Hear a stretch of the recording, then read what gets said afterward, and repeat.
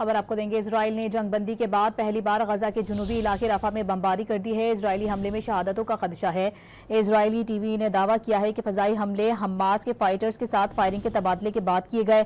Israeli TV का मजीद ये भी कहना है कि जिस वक्त यह हमला किया गया उस वक्त इजरायली वजीर आजम नेतन्याहू और वजीर दिफा इजराइल कॉटन्स के दरमियान टेलीफोन पर बातचीत भी जारी थी। खबर आपको देंगे। इजराइल ने जंगबंदी के बाद पहली बार गजा के जुनूबी इलाके रफा में बमबारी कर दी है। इजरायली हमले में शहादतों का खदशा है। इजरायली टीवी ने दावा किया है कि फजाई हमले हमास के फाइटर्स के साथ फायरिंग के तबादले के बाद किए गए। इजरायली टीवी का मजीद ये भी कहना है कि जिस वक्त यह हमला किया गया उस वक्त इजरायली वजीर आजम नेतन्याहू और वजीर दिफा इजराइल कॉटन्स के दरमियान टेलीफोन पर बातचीत भी जारी थी।